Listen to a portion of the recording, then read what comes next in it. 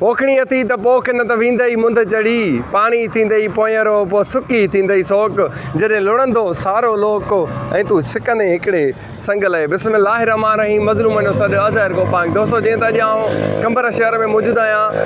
हितां असीं अॼु कुझु चकियूं वरितियूं आहिनि मुंहिंजी सिक जी अम्मी आहे सऊदी अरब में जेका रहंदी आहे अलाह पाक उन्हनि खे वधाईंदो उन्हनि कुझु पैसा मोकिलिया हुया उन्हनि चयो त तव्हां इहे 100 चकी वठी करे ऐं तव्हां हीअ किथे हणाइजो सो उन्हनि अलहमदिल्ला कुझु पैसा मोकिलिया हुया जिन मां कुझु नलका बि असां हणाईंदासीं अॼु असीं अलहमदिल्ला हीअ वण वरिता आहिनि इहे 100 चकी आहे जंहिंजो ख़र्चो आयो आहे 7000 अलहमदिल्ला बाक़ी उन्हनि जी जेकी मुंहिंजी रहियल जेकी अमानत आहे उन्हनि मां वरी कुझु नलका लॻाराईंदासीं सो अलाह पाक उन अम्मी ऐं अबू जे उमिरि में अलाह पाक वधा आणींदो ऐं अलाह पाक उन्हनि खे कॾहिं ॾुखियो ॾींहुं न ॾेखारींदो असांजी हर वक़्तु दुआ आहे उन्हनि खे त शलक ॾुखियो ॾींहुं न ॾिसंदा ऐं अलाह पाक उन्हनि जे बचड़नि में ॾे ख़ैरु फरमाईंदो अलाह पाक उन्हनि ॾे ख़ैरु फरमाईंदो असांजूं हर वक़्तु उन्हनि खे दुआऊं आहिनि हीअ कुझु चकियूं आहिनि हीअ असीं वञी करे उते ॻोठनि में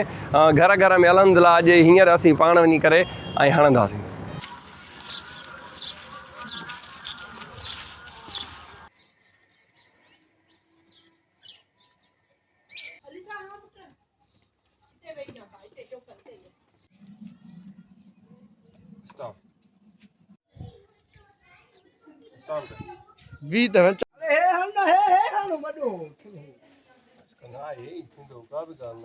गलत समझ